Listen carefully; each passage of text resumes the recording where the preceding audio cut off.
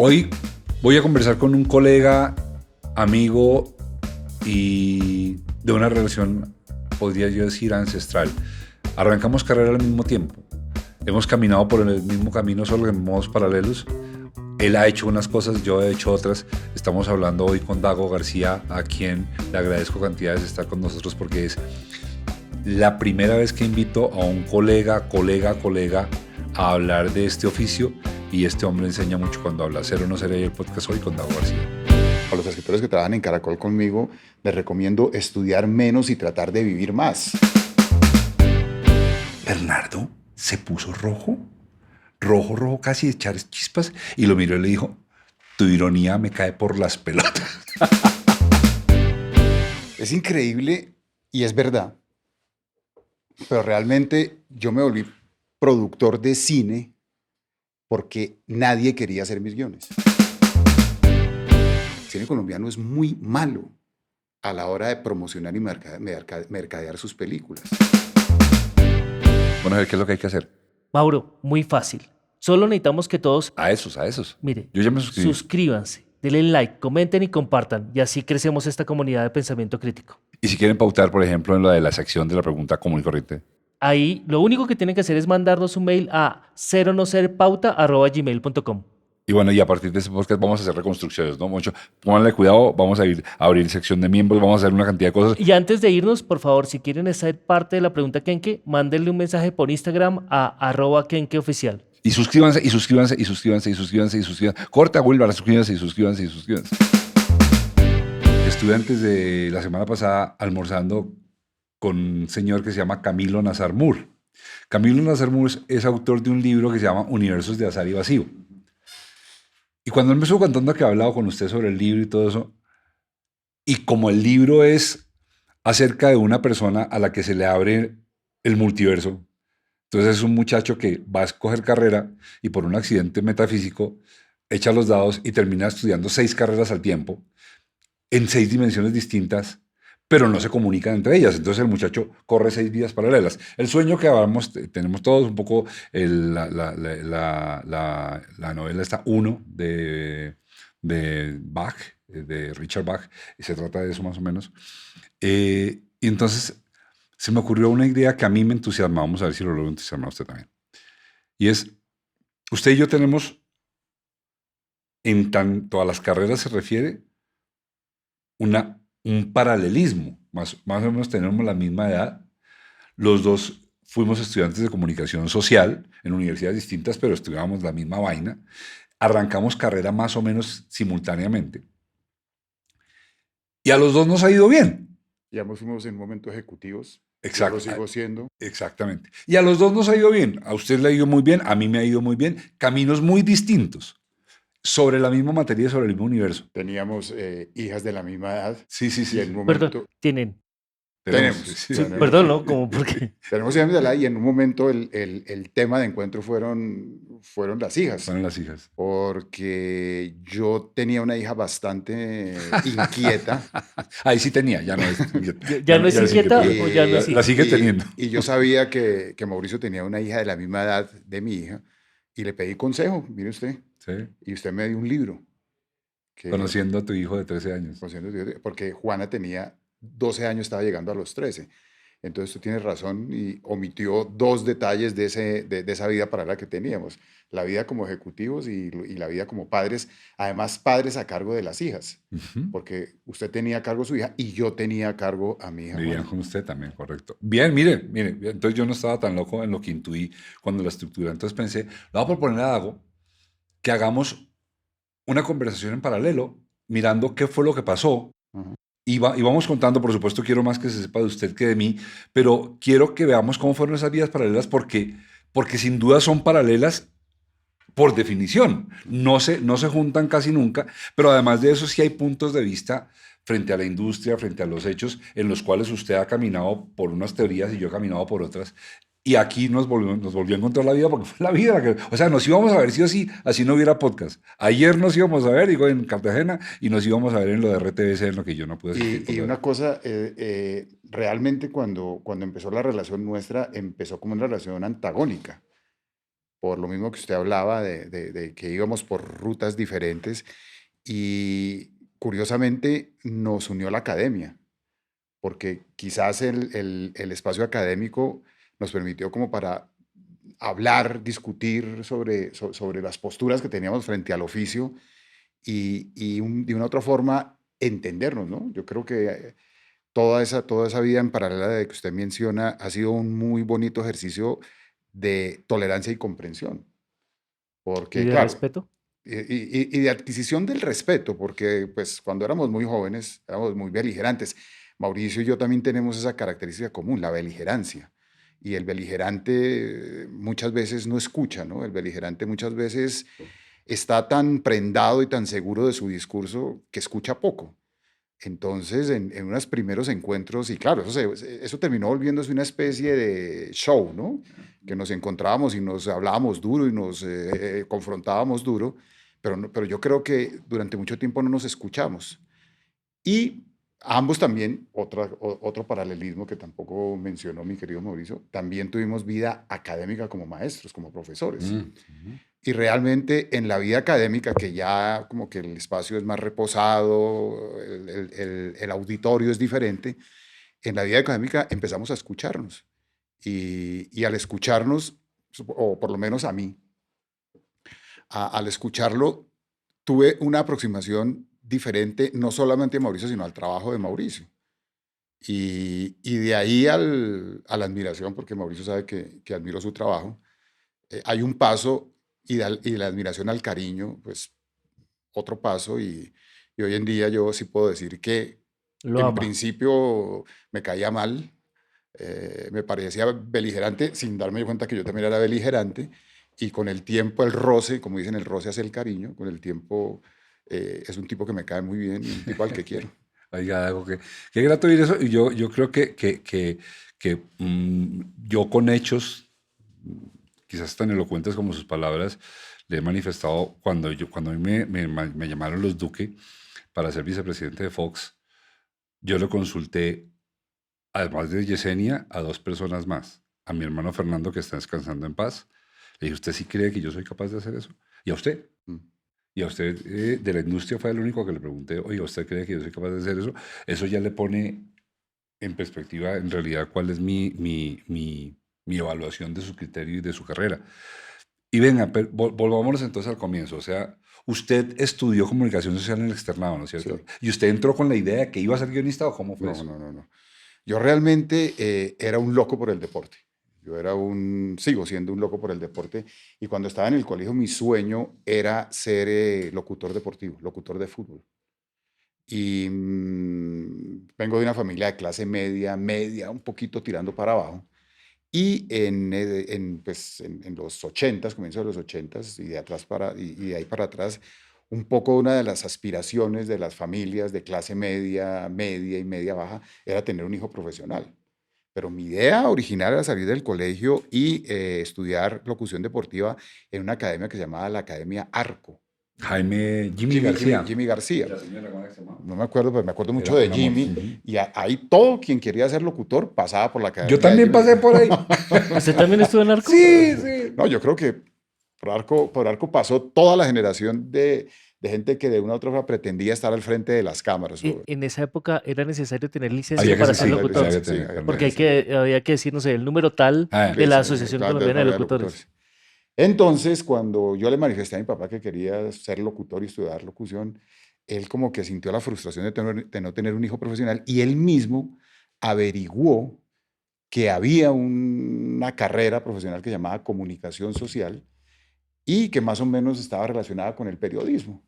Entonces él me dijo, mire, hagamos una cosa, estudie esa carrera, que entonces le da un título profesional, y luego usted se dedica a ser periodista deportivo. Se pone a gritar en el estadio. Exacto.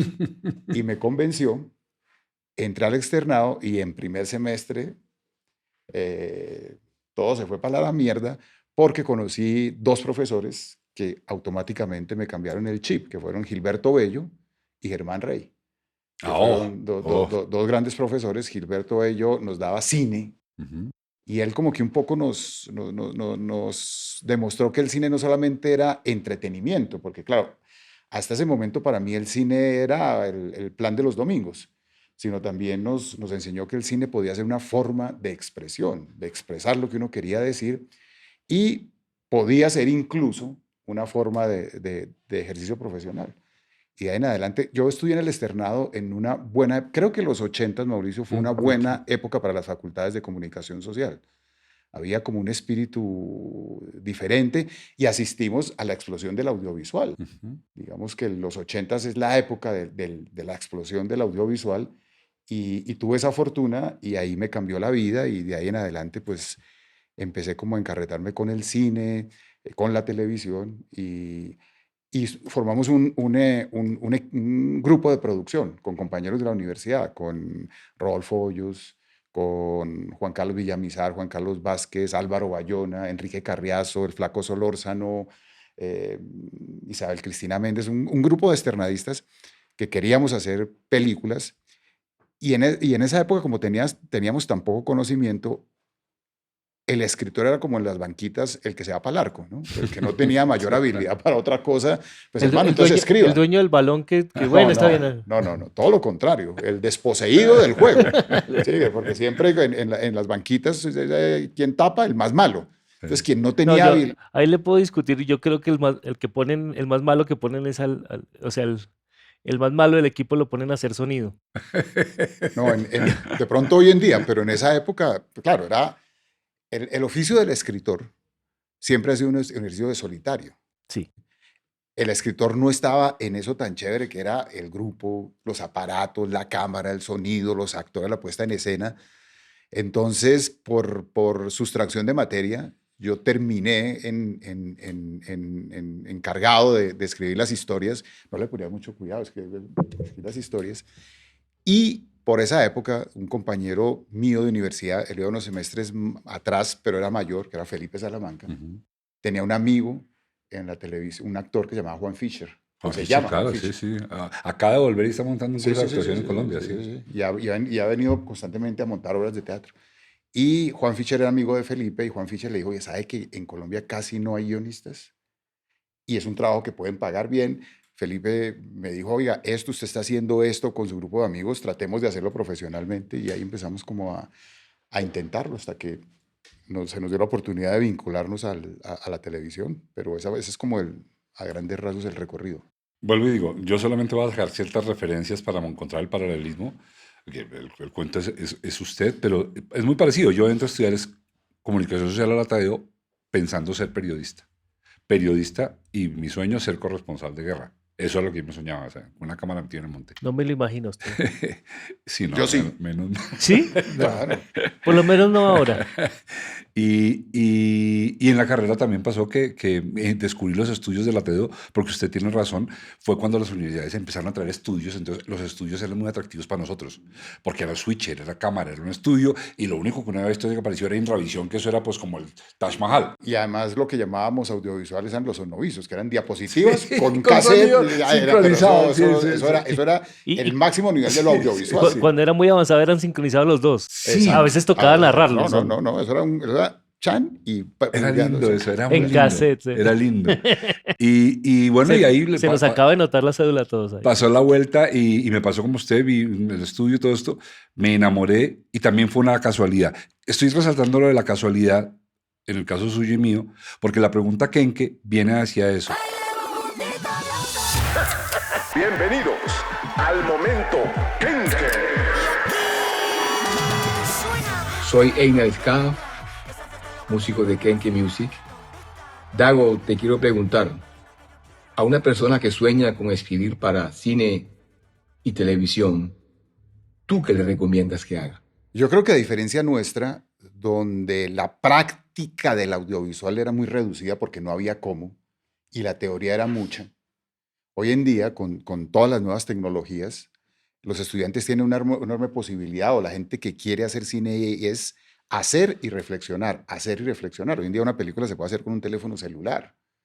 Las cámaras, hay cámaras de todos los precios, de todas las características, de todas las posibilidades. Entonces hoy en día hacer audiovisual es muchísimo más sencillo de lo que nos tocó a nosotros. Entonces yo sí creo que el aspirante audiovisual debe tener como un buen balance entre hacer y reflexionar sobre lo que se hace entre práctica y teoría. A nosotros nos tocó mucha teoría y poca práctica, ¿no? Nosotros cuando teníamos la posibilidad de hacer los trabajos con las cámaras de la universidad era una única oportunidad, única y feliz.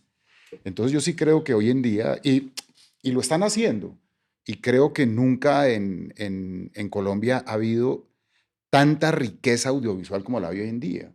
Tanto talento, tanto muchacho haciendo audiovisual interesante, tanta película interesante, tanta serie interesante, y creo que eso es consecuencia un poco de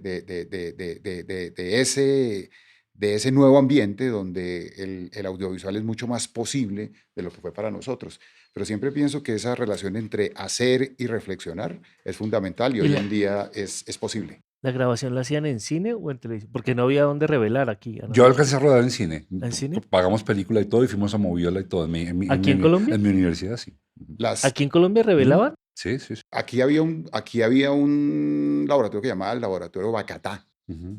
que era un laboratorio donde se revelaba cine, sobre todo en publicidad, porque la publicidad sí se hacía en cine, Sí. pero era Después. bastante Por- desastroso, entonces cualquier cosa podía pasar con su negativo, bueno, eso era bastante azaroso, y entonces como que los que hacían publicidad, que eran los que sostenían el laboratorio, dejaron de arriesgarse y empezaron como a buscar postproducción en Hacerlo otro por fuera. lado, y Bacatá quebró.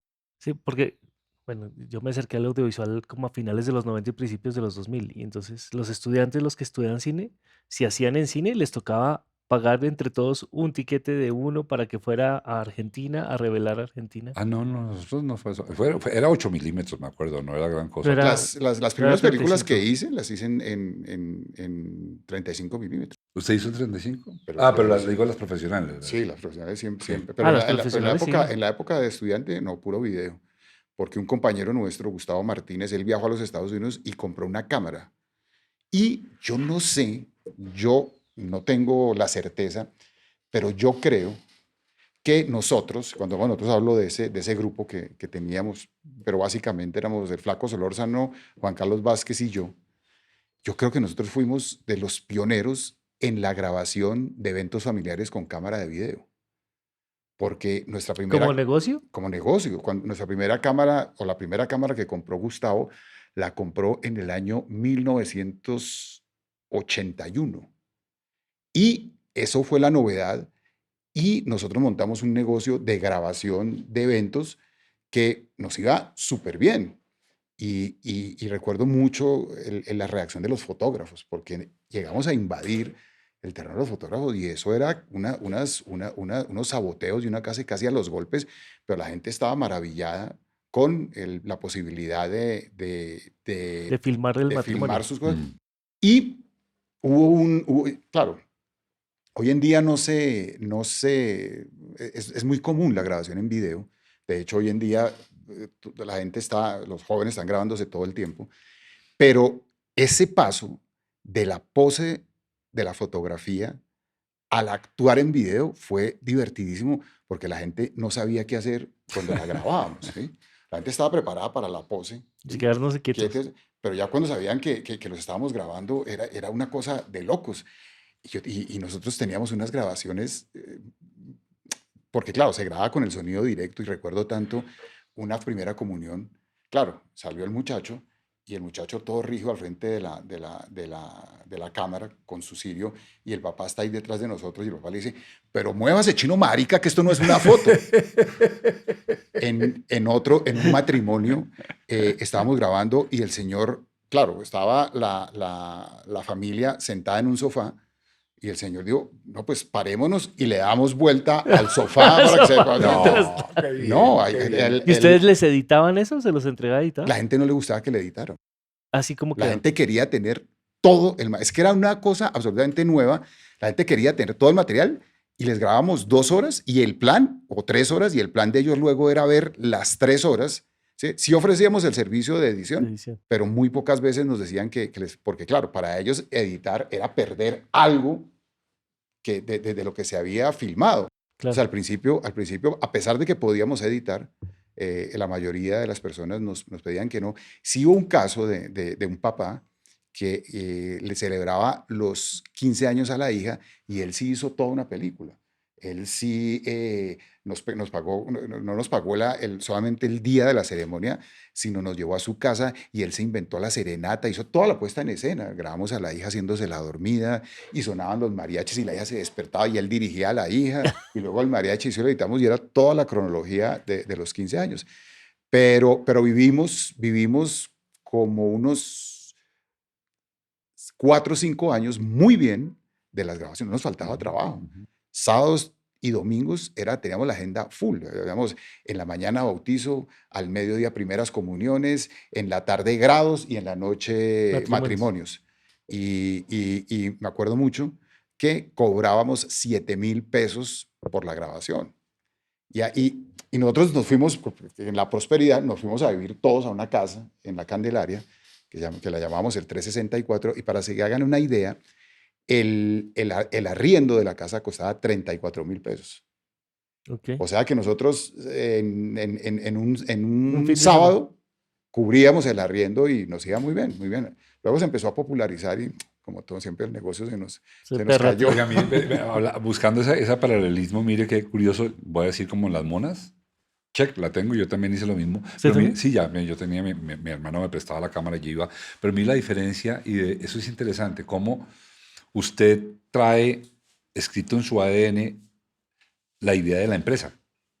¿Sí? Usted es empresario desde siempre, o sea, no del mismo tamaño, obviamente, pero mire, yo en cambio lo hacía para los dulces, pero yo nunca, y ahora que usted lo dice, es que era tan fértil el negocio que uno podía montar una empresa porque era muy poca gente la que lo hacía, muy poca gente la que se le medía a hacer algo así de público, pues arriesgándose que una persona pusiera y todo eso, y era un muy buen negocio. Mire que usted hizo negocio. Y aquí puedo pensar una cosa. Somos una generación, Dago. Una de las cosas que a mí me gusta que usted acaba de señalar, de que nosotros hayamos sido académicos, sin decir y que no se vaya a leer ni locos, que yo no creo en la práctica y en el empirismo, creo, de hecho, la mejor gente viene de allí, pero también creo que las personas como usted y como nuestra generación, que tuvo que pensar esto antes de hacerlo, porque nos obligan, claro, teoría de la imagen, lingüística, semántica, todo esto, hace que haya un nivel de conversación con usted que desafortunadamente ya es escaso, y es la filosofía de esto, la ética de esto, el armazón de esto, la arqueología de esto. Y entonces, basándome en eso, le voy a soltar a usted una reflexión que yo vengo haciendo hace tiempo. No sirve para nada y creo que sí puede servir para mucho, y le quería preguntar.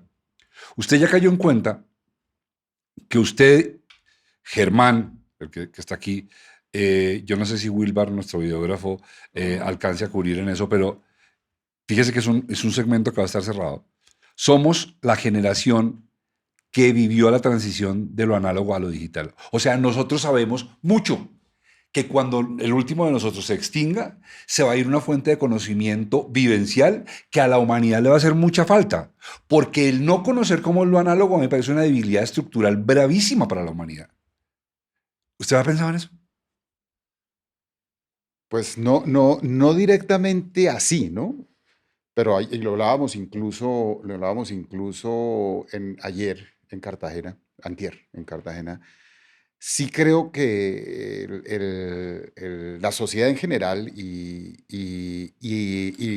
las facultades donde se enseña cine y televisión en particular se han vuelto demasiado pragmáticas, demasiado neoliberales, en el sentido de que el objetivo es producir, el objetivo es hacer dinero, el objetivo es crear industria, pero muy poco se reflexiona teórica y éticamente sobre lo que eso significa y lo que eso implica y lo que el mundo necesita, ¿no? Hablábamos en el conversatorio de que a veces a mis escritoras o a los escritores que trabajan en Caracol conmigo, les recomiendo estudiar menos y tratar de vivir más, porque sí creo que hay una ausencia ahí de reflexión sobre el oficio, sobre lo que se hace, paradójicamente, producto de la facilidad de hacer. Claro. Lo que dice usted. Como nosotros teníamos tan poco acceso al hacer, y tanto tiempo para reflexionar sobre el hacer. Cuando llegábamos al hacer, veníamos con una carga grandísima de reflexiones, de conocimiento, de objetivos, de una cantidad de cosas, porque nos la jugábamos a una. Hoy en día, desde el principio, es que yo miro a mis nietas.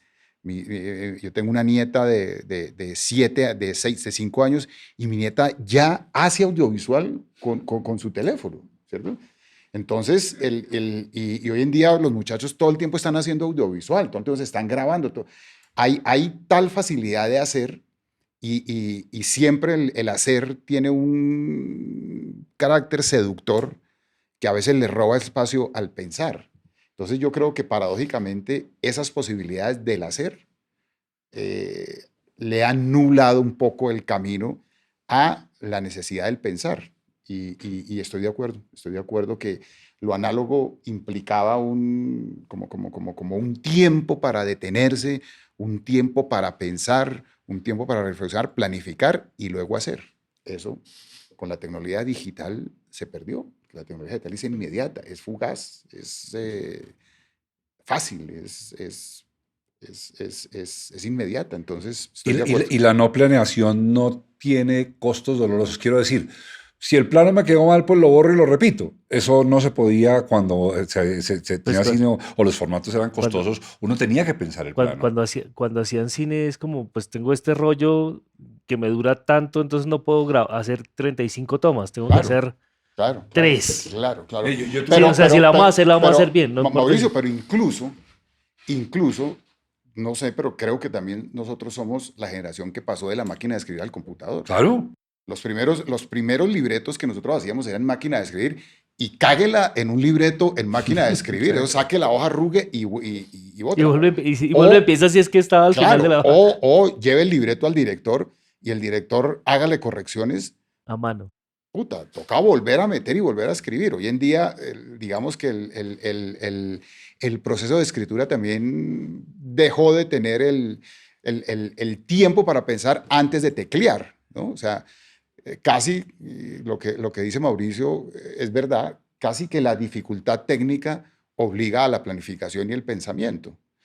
Imagínese antes de la máquina de escribir, cuando se hacían las cartas a mano. Imagínense lo que había que pensar, y además obligado con buena caligrafía. Imagínense lo que había que pensar antes de escribir. Y no creo que fuera decente un tachón, no debía ser admisible. Y fíjese usted, Mauricio. Perdón, ¿puedo contar una historia? Sí. Mi abuelo a sus 12 años consiguió su primer trabajo como escribano. Mi abuelo nació en 1912, una cosa así. Y su primer trabajo a los 14 años fue de escribano porque era el que mejor escribía del pueblo. El que tenía la caligrafía más bonita. Claro, porque eso era un don, eso importaba, tener buena letra. Pues en el colegio había clase de caligrafía, hoy en día no hay clases de caligrafía, y se acuerdan los cuadernos ferrocarril. Y un poco ese avance tecnológico mató un género, porque había un género que era el género de la correspondencia. Hablábamos también el sábado del libro de Rilke, ¿cierto? Y ya pues cuando no hay ese paso previo del pensamiento, la planificación antes de la ejecución, pues las cartas, o sea, hacer un velo y es abrir aquí una cosa. Y hoy en día nadie hace cartas, muy pocas hacen cartas, y además hoy en día la comunicación por el chat y todo es este tipo de estética amarrada a la tecnología digital, que es cada vez redúzcase más, hasta el lenguaje de los chats, donde realmente estamos cerca de que desaparezca el lenguaje verbal articulado y entremos en el terreno de los emoticones. Entonces, siempre el avance tecnológico es la muerte de algo, y también de pronto el surgimiento de algo que de pronto generacionalmente nosotros no entendemos. Pero totalmente de acuerdo. Mira, esta conversación me parece importante tenerla con personas que, como usted, han trasegado toda la línea de tiempo desde lo análogo a acá. Hay una anécdota. A ver, primero que todo, me rehúso a admitir que todo tiempo pasado fue mejor. Tanto me rehúso a admitirlo como a proponerlo. No, eso es ir en contra de la evolución humana, pensarlo así. Y para quienes piensan eso, les recomendamos la película de Woody Allen, Midnight en París. Sí, que no había aspirina.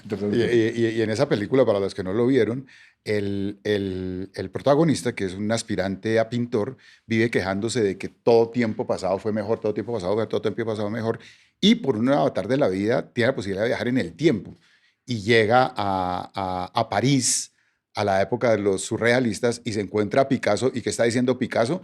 Puta, todo tiempo pasado fue mejor, todo tiempo pasado fue mejor. Y viaja también al tiempo de Lautrec y allá también el mismo discurso. Es maravillosa esa película. Y miren esta anécdota de la vida real. Estábamos con Fernando, mi hijo, que es el precursor de este podcast, la persona que influyó en mí para lograrlo, con su novia Manuela. Y Yesenia, en algún lugar turístico de Europa. El lugar no importa. El caso es que Yesenia, Fernando y yo nos quedamos observando alguna tontería y Manuela se desprende del grupo y vuelve como 10 minutos después, no sabemos dónde está, y vuelve en una emoción enorme, la misma emoción del grito de Eureka. Viene Manuela con una cajita así de cartón. Dice, miren esto, es una cámara que no es digital. Uno no puede ver las fotos y uno cuando termina la manda y ellos le devuelven las fotos.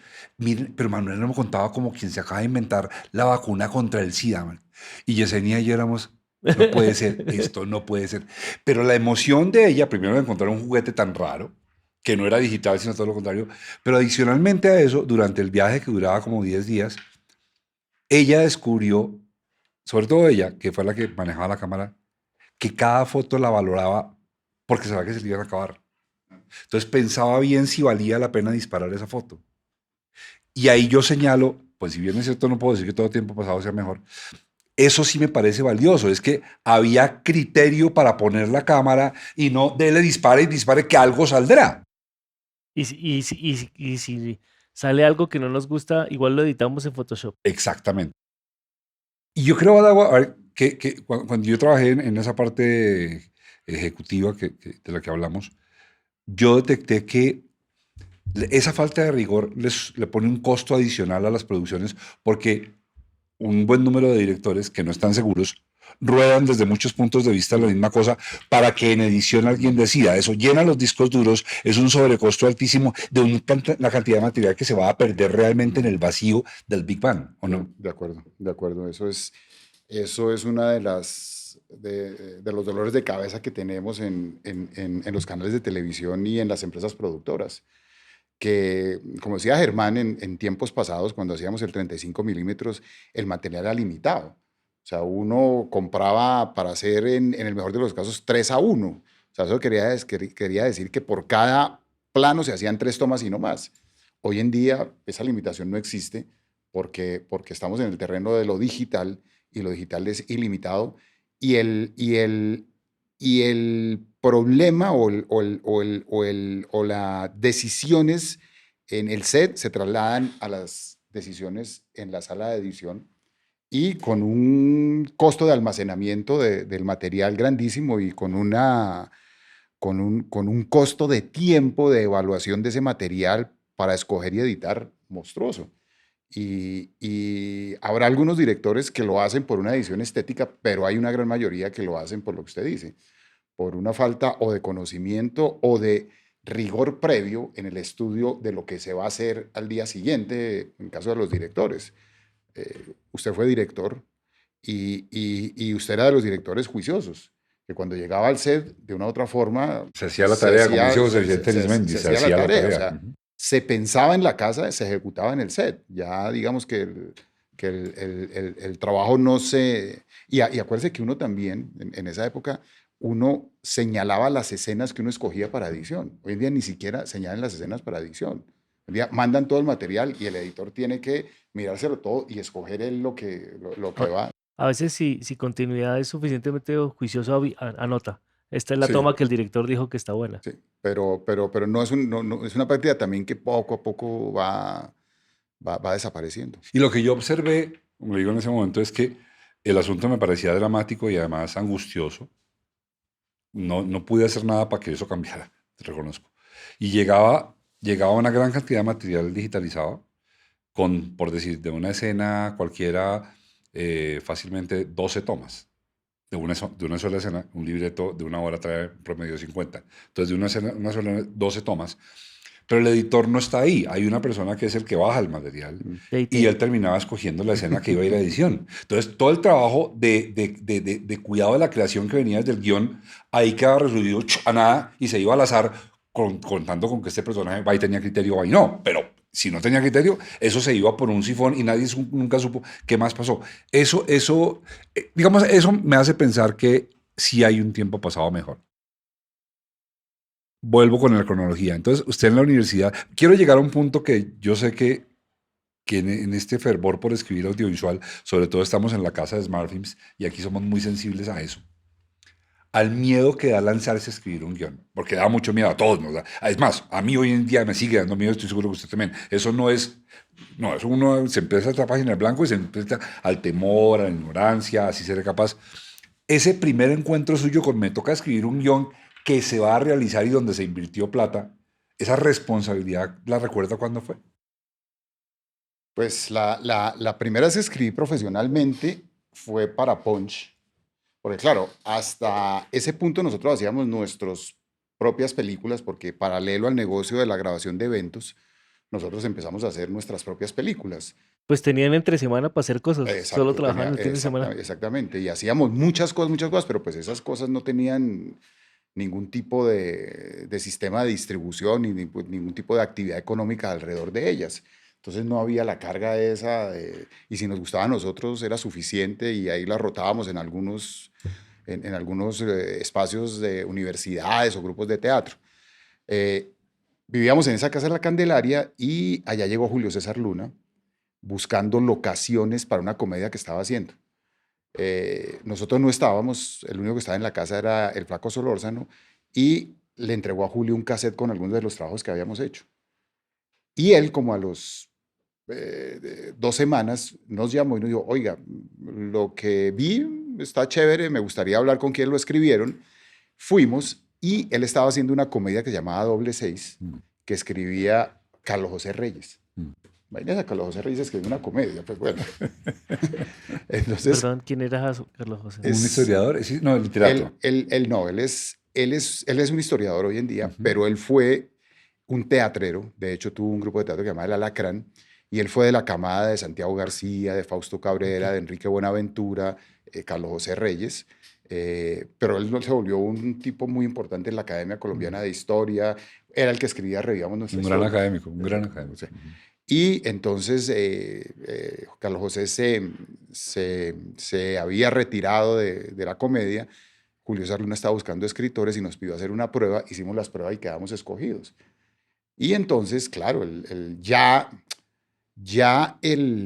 como que el tiempo, yo no sé si de romántico o el tiempo sin responsabilidades del video experimental de muchachos haciéndolo por el simple hecho de hacerlo, terminaba y empezaba el trabajo profesional y empezaba el problema eterno de la televisión, que el rating, ¿no?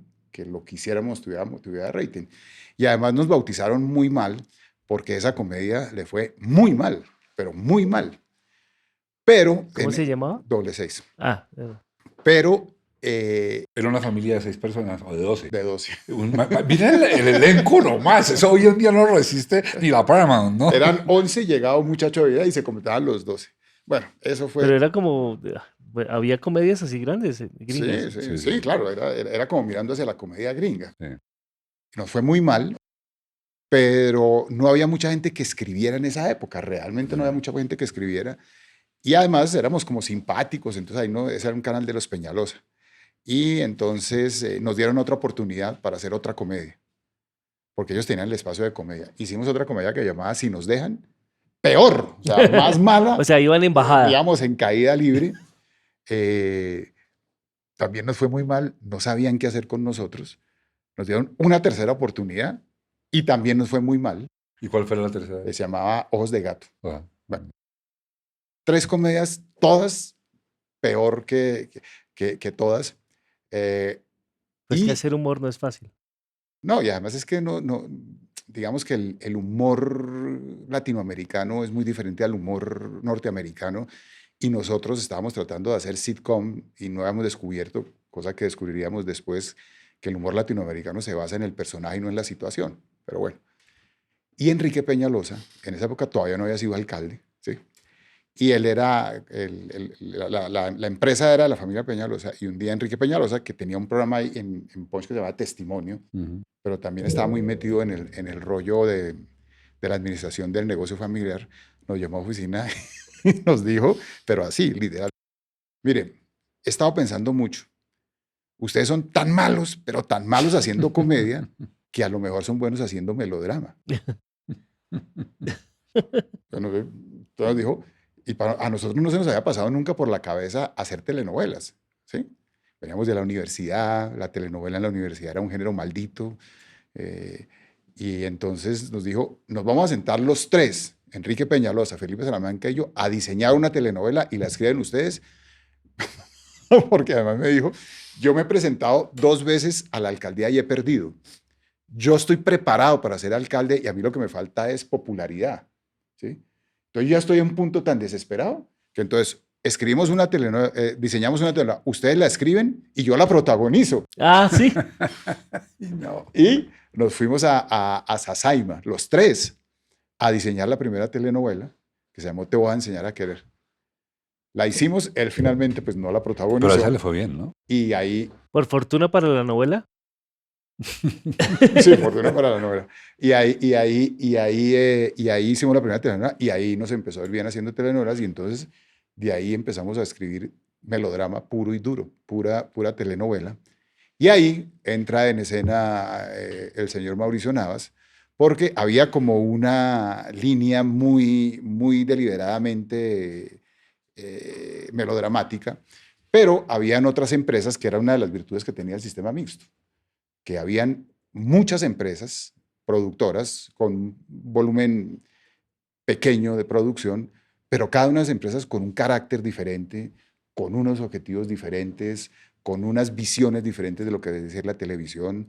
Había desde las empresas tradicionales de RCN y Caracol que venían de la radio hasta empresas como Sempro, que tenía otro tipo de aproximación. Y Ponche, RTI. Ponche, RTI, Cinevisión, Coestrellas, en fin. Y empezó a surgir otra línea como de autores que hacían otro tipo de géneros, que eso era nuevo en la televisión latinoamericana, en la televisión latinoamericana, que era una televisión de monopolio, venida de la radio, casi el caso colombiano es sui generis, porque fue una televisión de Estado, que luego se volvió una televisión de sistema mixto, que no permitió el monopolio, sino que hizo que pequeñas empresas productoras compitieran, no caso Venevisión, Televisa, Globo, Telefe, Univisión. Entonces hicimos una televisión donde convivían el melodrama con novelas que llamaban góticas de Julio Jiménez, con telenovelas intimistas de Bernardo Romero, o no telenovelas, sino dramas intimistas, y con un tipo de producto que era como un drama político con miradas sobre problemáticas sociales que hacían Mauricio Navas y Mauricio Miranda.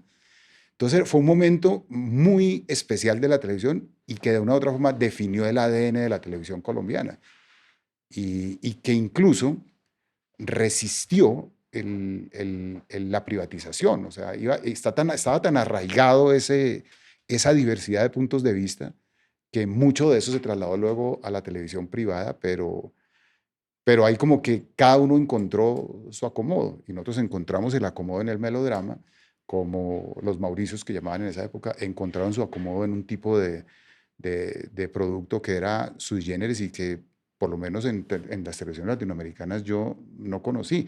En alguna época en Venezuela, por esas calles, con Cabrujas y Ibsen Martínez y Alberto Barrera, se aproximaron a eso, pero eso lo veníamos haciendo nosotros, o lo venían haciendo ustedes hacía rato. Oiga, voy a hacerle un pase a partir de un nombre que usted acaba de decir y voy a contar una anécdota. Como usted bien lo dice, Mauricio y yo no habíamos escrito telenovela nunca. Nosotros arrancamos yo arranqué por Romuald Buceta con Pepe. Después de Romuald Buceta estuve con Pepe en la historia de Tita. Buceta no es una novela, no, es una serie. Por eso, comedia. Okay. Luego la historia de Tita, que fue una serie muy dramática. Y luego Jorge Ali, ¿no? No, Pepe. Y luego de eso, entonces, hicimos La Alternativa del Escorpión. Entonces, llegó el día en que nos tocó encarar la telenovela porque las series se fueron disminuyendo. Y entonces Bernardo Romero Pereiro, que le voy a dar pie para que usted hable de él, porque además hasta la última vez que estuve en su oficina, usted tenía una foto de él ahí, me llamó mucho la atención. Lo entiendo perfectamente, fue mentor de muchos de nosotros. Y entonces, es que el cuento fue muy bueno. Entonces, Bernardo estaba en ese escritorio enorme que él tenía, donde se sentía realmente el papa, ¿no? Y Mauricio y yo estábamos acá, y Bernardo nos estaba llamando para que escribamos una serie para él. Entonces, Mauricio estaba a este lado, estaba a este lado. Y entonces Bernardo dijo, miren, chino, es que tal. Y entonces, por esa época nos habían ofrecido escribir una telenovela. Creo que fue la primera que hicimos, que 2 mujeres. Creo que fue esa. Claro, una telenovela tenía muchas cosas que no queríamos, pero tenía una que sí queríamos, plata. Pagaban mucho. Pero teníamos mucho miedo, pues primera telenovela y eso, escribir 120 capítulos no es fácil. Estábamos en eso y entonces Bernardo nos invitó a unas, y entonces Mauricio le dijo a Bernardo, es que Bernardo, nos están ofreciendo escribir una telenovela. Y Bernardo se apertrecha en su escritorio, ¿no? Él se sentía reír y se sienta en ese trono y nos mira así con esa mirada fuerte, descalificadora que tenía y dice, nunca escribas telenovela. Y dice Bernardo, y si la escribes, escríbela con seudónimo. Y se voltea a Mauricio y me dice, se lo tengo, Bernardo Romero. Marica, Bernardo se puso rojo, rojo, rojo, casi de echar chispas, y lo miró y le dijo, tu ironía me cae por las pelotas. Pero usted lo quiere mucho, ¿por qué lo quiere tanto? Todos lo queremos. Porque fue muy generoso, ¿no? Yo Sí. creo que fue muy...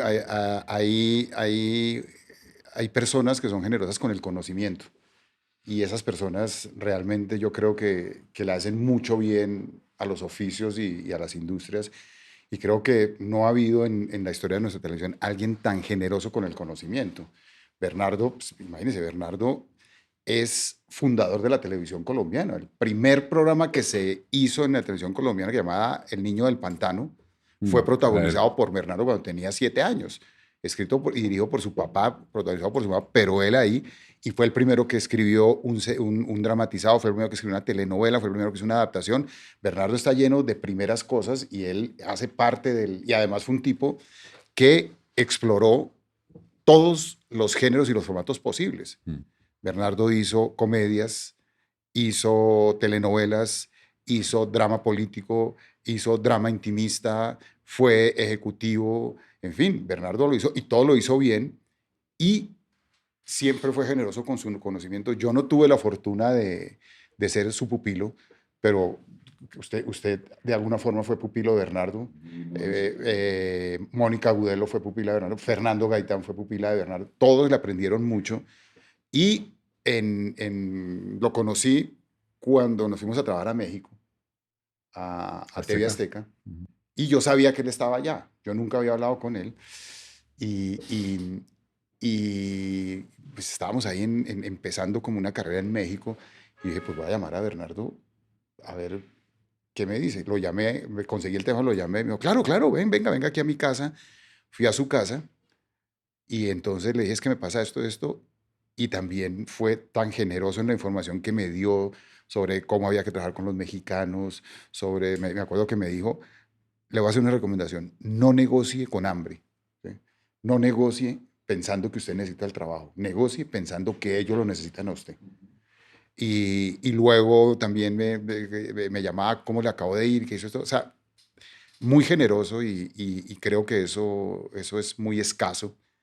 Y eso se lo valoré yo siempre a Bernardo. No solamente su enorme talento, como le digo, hizo todos los géneros y formatos y lo hizo bien, sino esa actitud hacia el oficio y hacia la gente joven. Él le transmitió su conocimiento a la generación que venía después de ellos, de Marta, de Julio y de Bernardo. Es totalmente cierto. Mi caso es un paralelo igual. Yo llegué a él igual por conseguir el teléfono.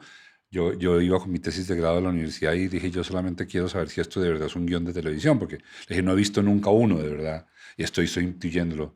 Me miró, era corto. Me miró así, sí, esto es un guión de televisión.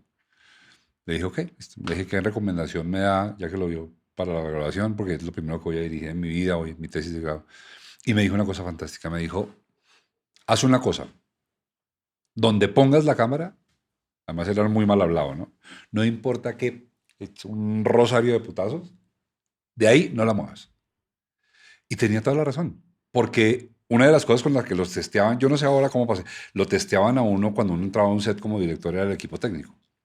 Si usted al equipo técnico le mostraba debilidad, hermano, esa Muerto. producción estaba perdida y quedaba en manos o del BTR o del camarógrafo 1. Entonces, si uno dudaba, ellos ya hacían. Entonces, la primera vez que uno ponía cámara tenía que decir que era mal, mirando para otro lado, había que sostenerse y tenía toda la razón. Solo voy a decir una cosa además, porque yo necesito agregar que a esa generosidad de Bernardo yo tengo que agregarle, en mi caso, la de Pepe, ¿no? Sin Pepe yo no sabría nada de lo que sé y me lo entregó así todo, sin filtros, igual que Bernardo. Sí, Eran gente sí, en general era gente generosa, era gente con buen espíritu, era gente como con conciencia de de que debían como transmitir la posta a la generación que venía, ¿no? Porque Marta también, yo no tuve mucho contacto con Marta, pero las veces que tuve contacto con Marta también fue chévere. Julio sí siempre ha sido un misterio, ¿no? Julio siempre ha sido como sus novelas, o sea, como muy hermético, el acceso a él es complejo, pero recuerda, Mauricio, una reunión que hice yo en mi apartamento, pero hace millones de años, de escritores, Hágale a ver si me acuerdo. que fuimos todos ahí, y yo llamé a Julio, y Julio me agradeció, pero dijo, pero no, pero gracias, pero yo, me acuerdo, me dijo, le tengo alergia a la gente. Sí, Sí. sí. Pero en realidad sí, y Pepe y Jorge Ali y todos como la gente alrededor de la industria en esa época ¿Será algo no- que se obedecía a que de todas maneras eran personas que habían llegado al medio a través de una formación académica o sea, no llegaban por accidente, sino que venían de un contacto real con ¿quiénes? Nosotros. Pepe, Ah, Pepe, Bernardo, todos ellos? No se llegaba de manera aleatoria, había un espíritu interno de creador, de literato, de sí, narrador. sí, sí. De hecho, desde el origen de la televisión colombiana, ¿no? Digamos que la televisión colombiana empieza, como sabemos, como televisión de Estado traído por Rojas Pinilla. Y Rojas Pinilla, a la primera persona que recurrió para hacer los dramatizados fue a la gente del teatro y de la cultura. Los primeros que hicieron dramatizados en Colombia fueron Bernardo Romero Lozano y Víctor Mayarino Padre, que eran a su vez los directores de teatro de la Radiodifusora Nacional. Por lo tanto, los conocía Fernando Gómez Agudelo. Y lo primero que vimos en Colombia como dramatizados no fue El Derecho de Nacer, ni Cuna de Lobos, ni La Feria de las Vanidades, sino teatro griego, teatro francés, Molière, tragedia griega, Brecht, una cantidad de obras clásicas de la literatura dramática. Ujú. Y la gente que la hacía era gente también vinculada al teatro. Y luego viene la maravillosa venida de Sequizano, Ujú. porque, claro, esta gente provenía de la radio y eran actores, eran radioactores, pero eran bastante rígidos a la hora de la interpretación.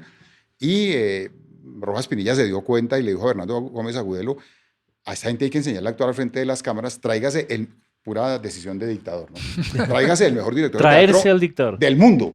No tráigase un director de teatro, sino al mejor del mundo.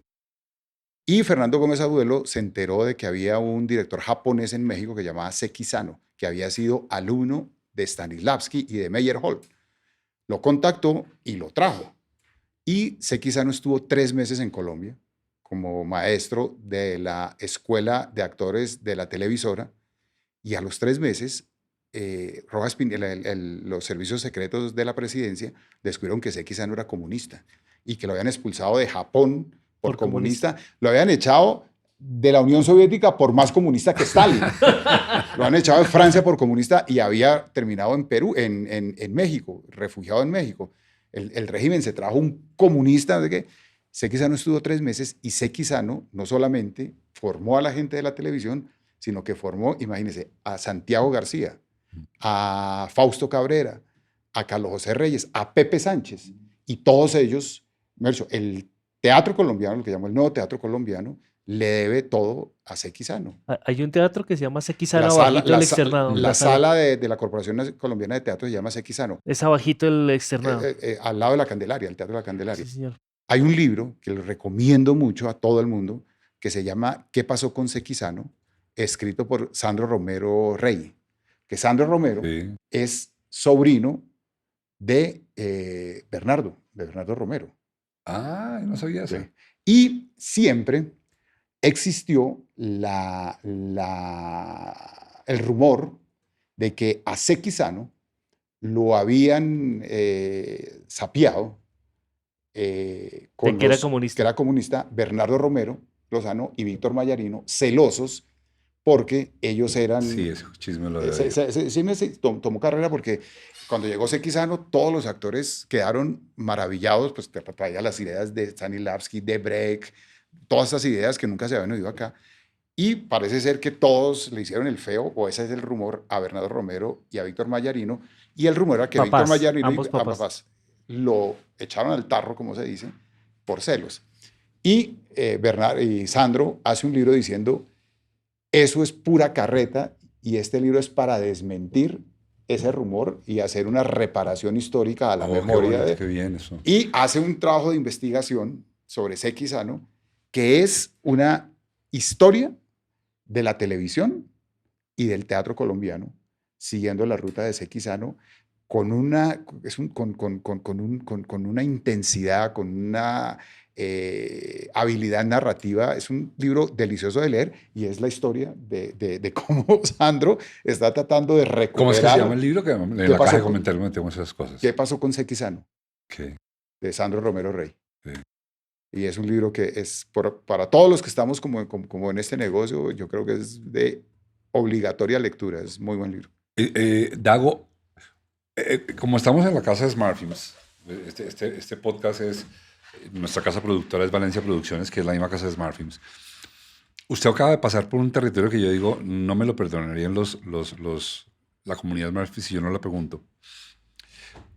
La idea de Smart Films está basada en que el creativo y el creador, el artista visual, reconozca que su creación tiene derecho a tener un costo, un valor justo, y a que se tiene derecho a ganar uno la vida con eso, Claro. y no solamente la cosa poética de voy a morir de hambre cierto artista.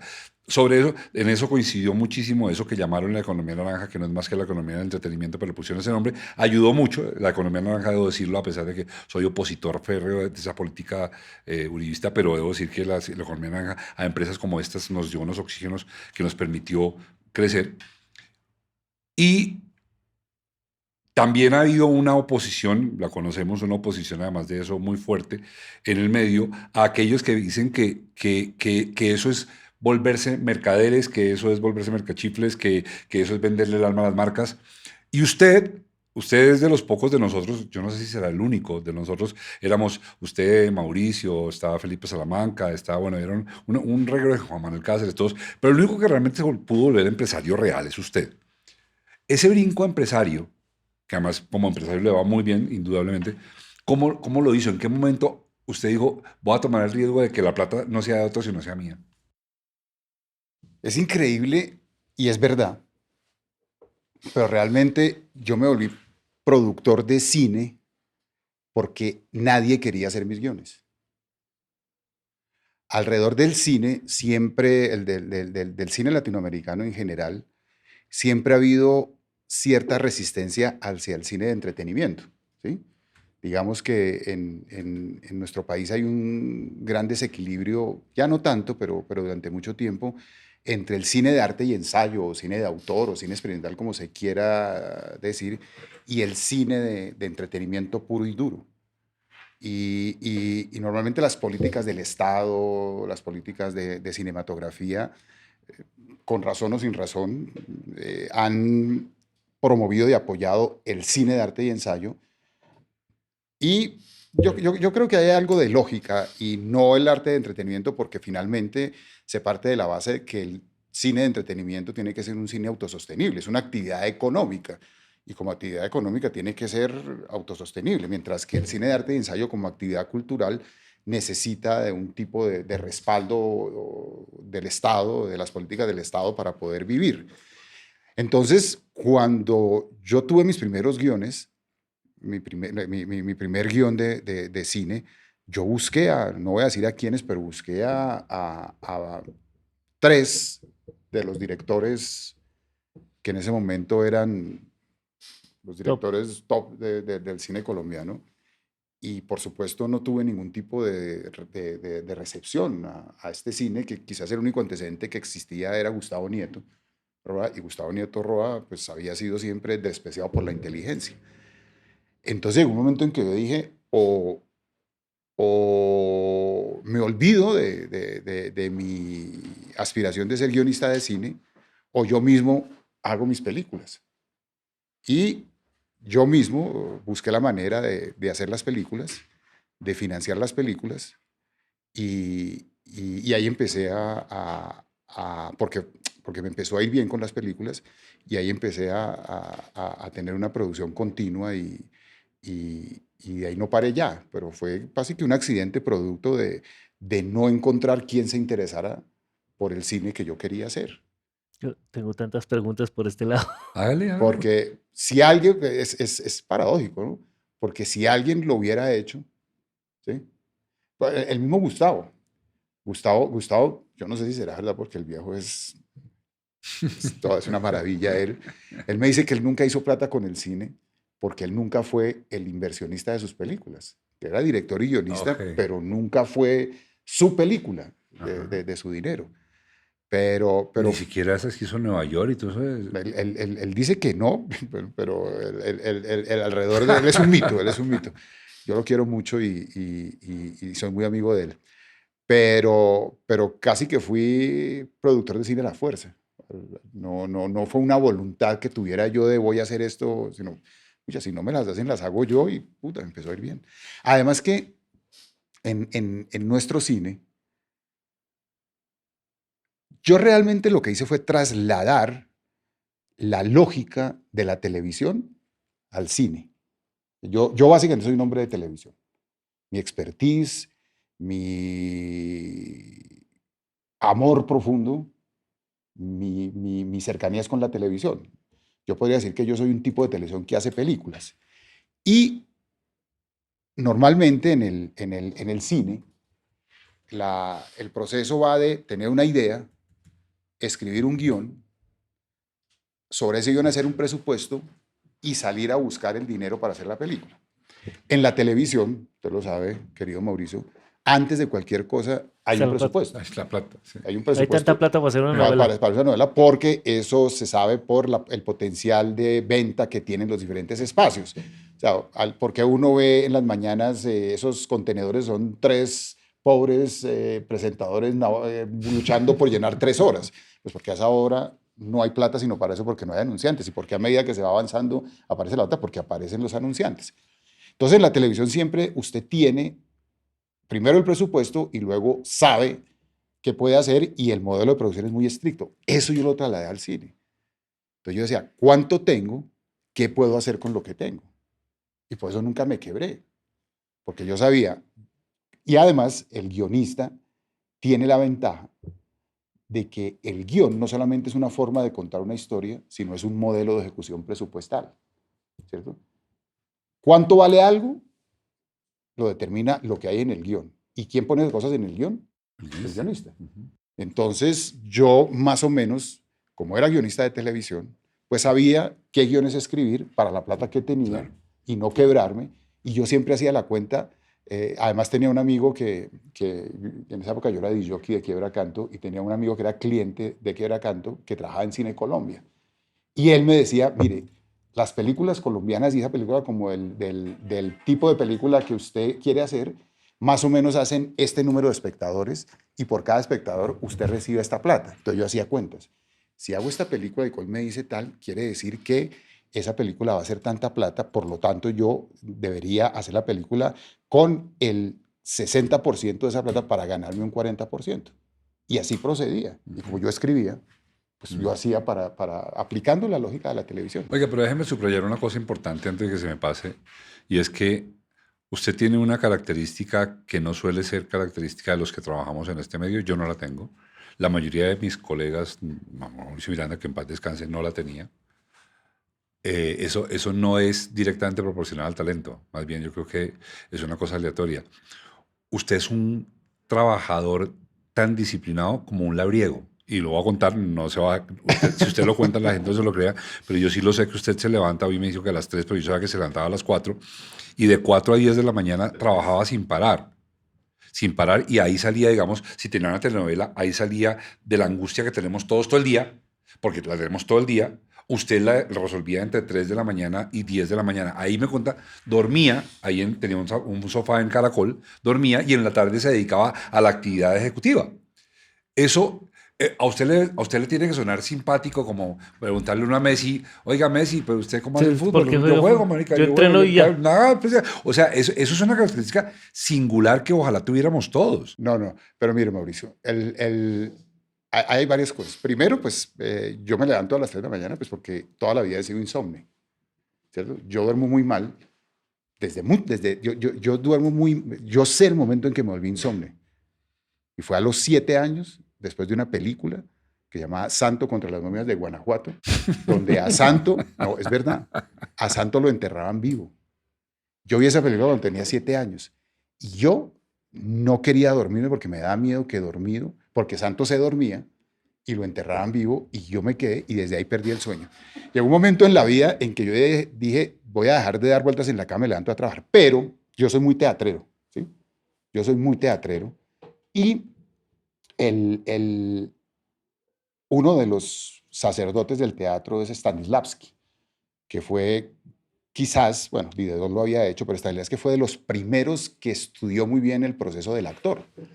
Y Stanislavski decía que el actor era el único, y el músico, pero más el actor, era el único artista que tenía que estar inspirado a una hora específica, ¿sí? Porque el actor tiene que estar inspirado a las 8 de la noche el sábado que tiene función. Decía el poeta, el escritor, el músico, el dramaturgo, pues le lleva la inspiración en ese sentido renacentista de la inspiración y va y escribe pero el actor sí tiene que estar inspirado a una hora específica. A la hora del show. A la hora del show. Entonces decía, el actor es el único artista que no puede esperar la inspiración, tiene que buscar la inspiración. Y él desarrolló su técnica de búsqueda de inspiración basado en 2 principios, la relajación y la concentración.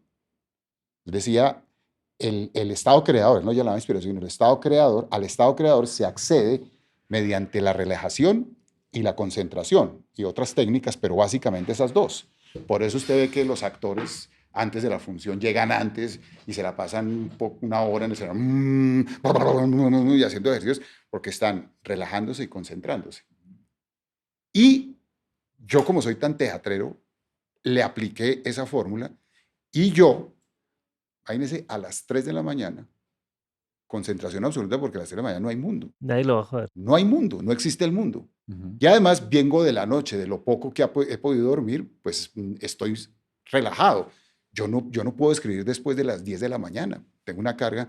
Entonces a mí la relajación y la concentración me dan muy buen resultado y yo a las 3 de la mañana la tengo ambas y estoy como en eso que llamaba el estado creador de Stanislavski. Y nunca me paro del computador sin saber lo que voy a escribir al otro día, ¿sí? Digamos que la última parte del trabajo escribiendo es, bueno, miro o termino una escaleta o miro a ver, pero ya a las 3 de la mañana cuando me siento sé lo que voy a hacer. Y eso me ha dado muy buen resultado. Ahora, yo no es que viva más que otra persona, sino que vivo en un horario diferente. Claro. Yo tengo las mismas horas de vigilia de todo el mundo, pero es que yo me levanto a las 3, pero yo no conozco las 9 de la noche despierto. Yo no lo conozco a las 9 de la noche. Para mí... ¿Usted no va a cócteles? No, cuando voy a un cóctel o una cosa que me toca ir, es una desgracia, es una tragedia, porque yo me recupero al mes. Porque además ya tengo un reloj biológico que me hace despertar. Para mí las fiestas, la trasnochada son una verdadera desgracia, porque y yo soy súper esquemático, súper rutinario y es una tragedia. Entonces, lo que la vida me llevó fue a vivir en unos horarios diferentes, pero muy productivos. Entonces, Oiga, ¿podría trabajar de libretista o de vigilante de un edificio? Oiga, Fui portero y yo que sí, un de ciclo de hecho. salsa por 7 Bueno, Me años. la sí, no, canto. sí, sí, sí. Venga, ¿cómo le va con los... Ahora que se habla de eso, es que lo tengo muy fresco porque esta empresa, particularmente Yesenia, ha sido muy atacada por los puristas del cine, muy atacada. Cada vez pierden más la batalla y cada vez la gana más Yesenia, pero sigue siendo muy atacada. ¿A usted cómo le va con los puristas del cine? Porque usted dijo, acaba de decir, soy hombre de televisión, etcétera, etcétera. Pero, En ese diálogo con los puristas del cine que lo tienen que tener, ¿cómo le va? pero es que ahí entra una pregunta que mi hijo me mandó a decirle. Mi hijo tiene 20 años. Dice, ¿dónde está la línea entre el arte y el negocio? A mí, ¿Cree que es lo mismo o Es no? lo mismo. a mí me va muy bien con los puristas del cine porque de una u otra forma me hace, o sea, yo he sido coproductor de 22 películas, dentro de las cuales están El abrazo de la serpiente, Monos, Los Reyes del Mundo, Pájaros de Verano, Matar a Jesús. Bueno, llevo 22 La de películas, Facio Lince. pero eso sí es producción mía, el actor de Sereno sí es producción mía. Pero digamos que yo he sido coproductor de 22 películas de arte y ensayo. Incluso iba a ser coproductor de la película de la última película de Víctor, pero el proyecto no terminó haciéndose. He sido coproductor de las películas del grupo de Cali, de Carlos Moreno, de Perro Come Perro y de Todos Tus Muertos. Entonces, digamos que ahí hemos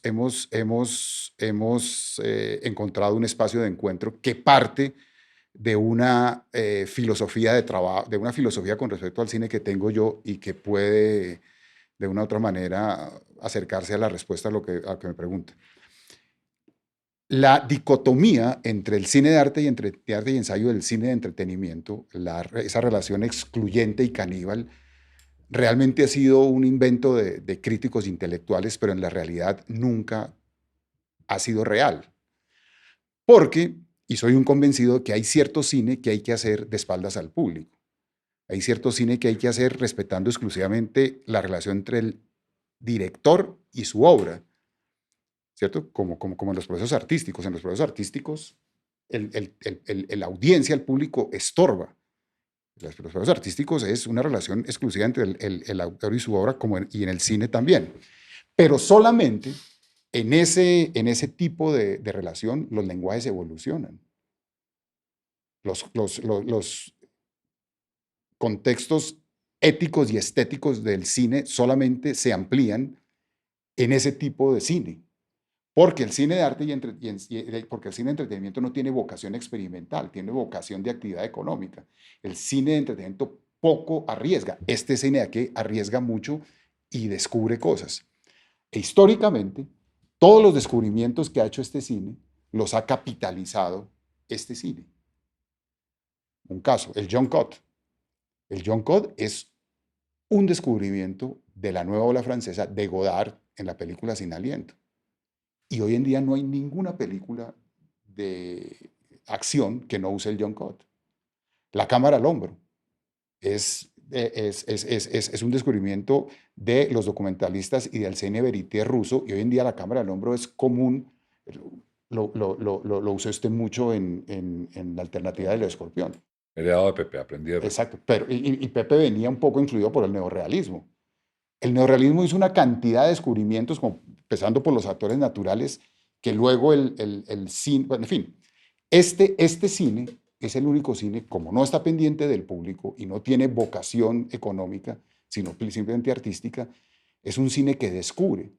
Y esos descubrimientos luego los capitaliza este cine, porque este cine necesita refrendar constantemente su contacto con el público, no se puede atrasar, y como no experimenta, lo aprovecha. Entonces, lo más lógico es que este cine subvencione este cine. ¿Sí? De hecho, por ejemplo, la ley de cine está basada mucho en ese principio. Entonces, nosotros decidimos pasar de la teoría a la práctica. Somos unos convencidos de eso, y siempre, cuando nos va bien, determinamos un 25% del ejercicio, del ejercicio de la ganancia del año a participar en proyectos diferentes a los proyectos que hacemos nosotros, a participar en proyectos que sabemos necesitan eso porque no la van a tener fácil en el mercado. Entonces es una Yo, Es como la aplicación de una filosofía en la práctica. Y esa inversión de 25% de nuestro dinero nunca tiene recuperación. Nunca. De pronto hay algo de ley de cine, pero de resto es una cosa que hacemos por convencimiento del rollo. Y eso, digamos, que hizo que un poco también se saneara un poco ese tipo de relación en relación con nosotros. ¿no cree usted que los proyeccionistas, esta es una cosa, es mi sentir, porque además he visto el caso en Venezuela o en Argentina, donde el cine es, bueno, Venezuela en ese momento no tanto, pero fue muy fuerte y en Argentina también. ¿No le parece que por simplemente pensar en el negocio los proyeccionistas no están colaborando en el proceso del cine? Pero los Cuando, proyeccionistas, ¿a qué se refieren? ¿Distribuidores, pues, dice? sí, Los exhibidores. perdón, Pues, los exhibidores. Procinal, Cine Colombia, Sí, Cinemark, ¿sí? porque dice, va a salir una película colombiana y la ponen a competir con cualquier película Pero gringa, mire, la que usted quiera, sí, pero entonces le dan el mismo fin de semana pero eso no y es un dicen, es proceso. que tiene que traer la misma gente Sí, y sí, no las sí. va a traer nunca porque no tiene la misma publicidad, porque no tiene el mismo apoyo. Pero mire, eso no es un proceso colombiano, es un proceso mundial. Claro, pero en Eso Argentina usted ve que las películas argentinas están un mes en salas de cine pero es que, obligatoria. es que miren, Argentina siempre ha sido un país sui generis porque Argentina tiene público para ese cine. Porque lo han creado. Claro, no es porque lo han creado, sino porque, y México también lo tiene, el, el, el público, Perdón, es que el público de, estoy bien con que se me acerque, pero es que entonces no lo oigo. el público de ese cine, ¿cierto? Es la clase media intelectual. Ese es el grueso del público del cine de arte y ensayo. Cuando las economías se deprimen, lo primero que desaparece o se reduce es la clase media intelectual. O sea, esa es la primera clase que sufre. Por lo tanto, es el primer público que desaparece. Argentina, acuérdense que Argentina llegó a ser primer mundo, y México también, y Brasil. En esos países hay una producción de cine de arte y ensayo sostenible.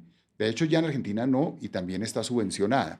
Ahora, de una u otra forma, no es tan, digamos, no es tan cierto, porque, por ejemplo, Cine Colombia tiene las salas de la Avenida Chile. Y en las salas de la Avenida Chile se proyecta cine de arte y ensayo y películas colombianas de arte y ensayo. De resto, pues, los circuitos de cine comercial son circuitos de cine comercial y se supone que es una actividad económica y como para equilibrar las cargas existen las políticas estatales de promoción al cine, como que lo que no hace el mercado, se supone que lo hace El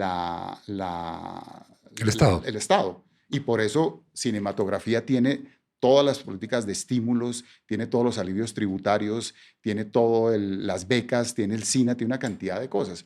Pero el cine de arte y ensayo normalmente no es un cine taquillero. Pero bueno, yo no me refería tanto a teatro de cine artístico o de ensayo, sino yo, porque trabajo en esto, he visto películas que son comedias o que son, y Sí, sí, que les miren, dan el mismo fin de semana que le dan a Wolverine contra Deadpool, que nunca van a llegar a esa cosa, entonces los comparan, entonces los sacan el viernes.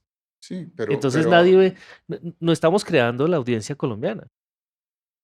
bueno, digamos que es, porque sí hay casos en que, pues, yo soy una persona que sí tengo permanencia en las salas, pero porque los resultados, mire, las salas tienen una cosa que se llama el overhead, y el overhead es un número de espectadores que se espera de la sala para sostener la película, sea colombiana, sea extranjera, sea lo que usted quiera.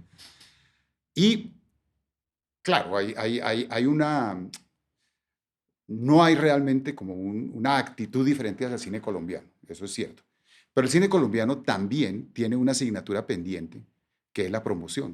El cine colombiano es muy malo a la hora de promocionar y mercadear sus películas. No le dedican ni recursos, ni tiempo, ni inversión creativa a la promoción. Y hoy en día, el primer, digamos, el primer objetivo de alguien que haga cine comercial es hacerse visible. Y hacerse visible hoy en día es supremamente complicado.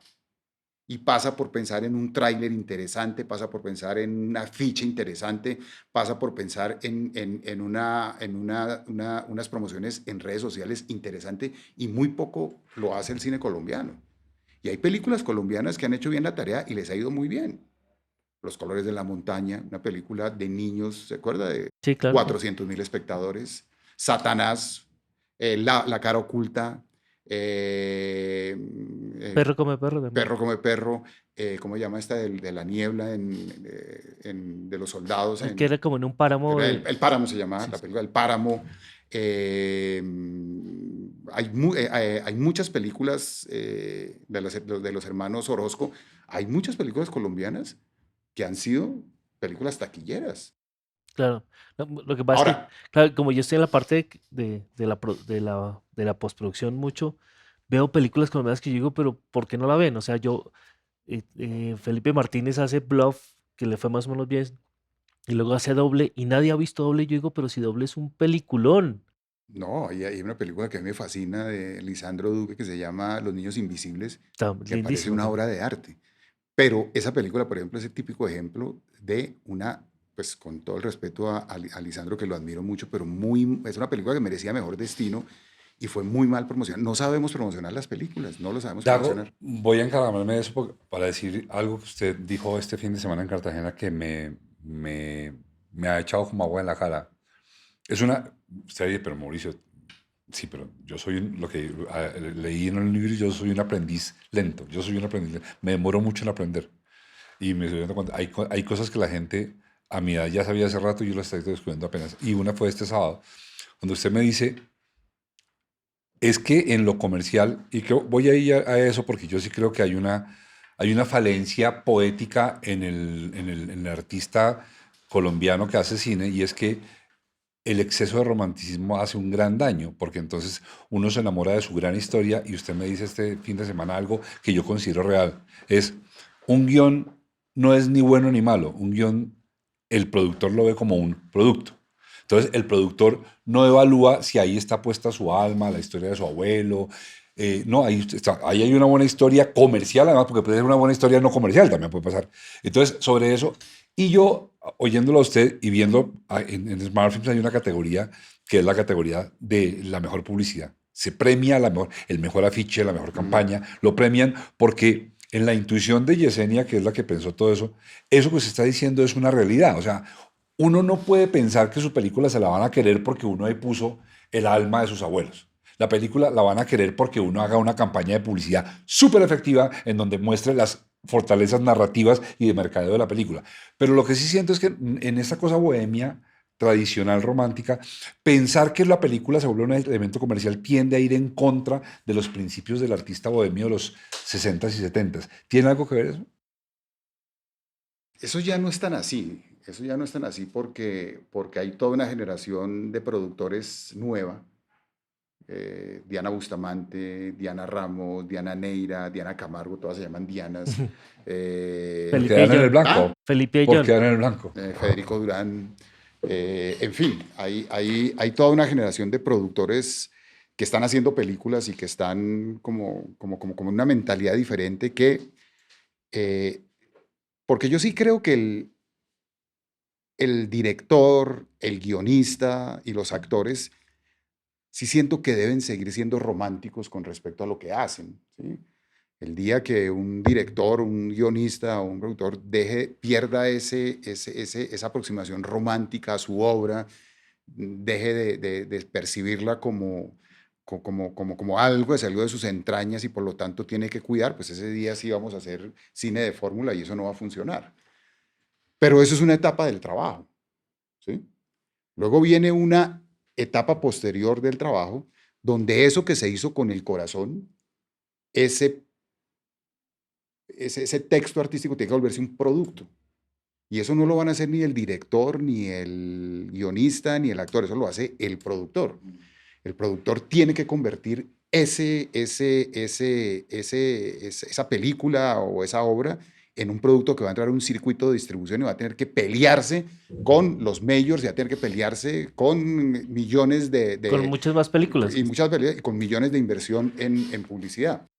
Y aquí probablemente los criterios para volverlo producto no van a ser los mismos criterios artísticos con que se hizo la película. Por ejemplo, el afiche. ¿Qué es un buen afiche a la hora de promocionar una película? No es un afiche que necesariamente refleje los valores de la película, no es un afiche que tenga una composición artística, estética cercana al arte, ¿cierto? El buen afiche es el afiche que usted llega a la sala de teatro y está obligado a ver. Salvo los grandes blockbusters, cuando no están los blockbusters, el 70% de la gente que va a cine llega a cine sin saber qué película va a ver. Y la ve por el afiche. Porque le demás, sí, pues. Esas son estadísticas de Cine Colombia. 70%, porque el cine es un plan. Vamos a cine, claro, no, si no estamos hablando de Rápido y Furioso, sino cuando no están presentes. Y la gente, el afiche bueno es el afiche que llama la atención, ya sea porque tiene unos colores impresionantes, ya sea porque tiene una imagen, pero el afiche ganador no es el afiche con mejor composición, con la composición más poética, sino el que logra destacarse de los otros afiches. Y en eso sí los gringos son absolutamente maestros, ¿sí? Y claro, uno ve unos afiches preciosos, ganan premios, pero cuando los pone usted en la galería de afiches, pues no destacan. El tráiler. Yo de un tiempo para acá, porque a veces es muy complicado resumir en 2 minutos los atractivos de una película. Sin hacer spoilers. O haciendo, en fin, es muy difícil porque, por ejemplo, en el caso de las comedias, hay muchos gags o muchos momentos de risa que son producto del contexto. Del contexto y de lo que viene atrás. Y usted pone la escena solamente ahí y no causa ninguna gracia. Hacer tráiler de comedias es re complicado. Y de un tiempo para acá, ya de un tiempo para acá, de hace 12 años para acá, yo dejo 2 días del rodaje para hacer piezas para los tráilers de comerciales de televisión que no salen en la película. O sea que también hace un guión para eso. Hago un guión para eso y resumen el espíritu de la película, pero son piezas que nunca va a ver en la película, pero a usted le informan de lo que va a suceder en la película. Por ejemplo, en los paseos siempre hago un pequeño stand-up donde todos son iguales, ya vamos en el paseo 7, y todos los trailers, usted los mira, todos los trailers tienen como un pequeño stand-up del papá vestido con la camiseta de la Selección Colombia que va haciendo unos gags que le van abriendo entrada a los personajes. Que reemplazan el contexto que no se va a tener para en 2 minutos, minuto y medio, lograr un efecto cómico. Porque además el tráiler es la pieza más importante de promoción del cine, porque el público del cine crece muy poco. Crece muy poco, de hecho decrece. Casi siempre es el mismo. Y ese público no necesariamente es un público que ve mucha televisión. Entonces, cuando va a cine, va a ver el tráiler de las películas que luego va a ver. Y uno en el tráiler dice, esa me la veo o espero que salga en plataformas. Exactamente, usted lo está diciendo. Y los tráilers de las películas colombianas normalmente son un desastre. Un desastre porque logran hacer unos tráilers estéticamente muy bonitos. Son tráilers, yo no sé si será verdad, ha cambiado, pero eran tráilers que hacían los directores. Que se viera bonito, que se viera... Que me respete la idea que tengo. No sé qué. Y pues sí, queda muy bonito, pero no invita. Entonces, ahí a partir de cuando la película sale su copia cero, hay que prohibirle la entrada a director y guionista a la etapa de promoción y mercadeo. Eso lo tiene que hacer el productor. El productor con su equipo de marketing y mercadeo. Y tiene que saber dónde va a poner la poca plata que tenga. ¿En dónde? ¿En qué redes sociales? ¿En qué? Tiene que hacer un afiche que de verdad va a entrar a competir con afiches llamativos. Tiene que ser un afiche que usted, vea, acerquemos, por lo menos que le den la oportunidad de acercarse y ver.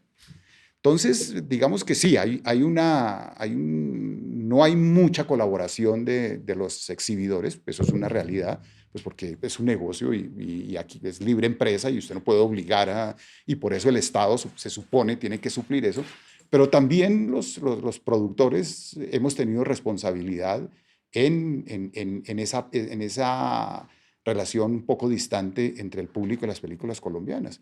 Porque hay películas, usted menciona una, yo menciono otra, películas que yo estoy seguro que con una buena Venta. estrategia de mercadeo y promoción hubieran tenido un destino diferente al que tuvieron.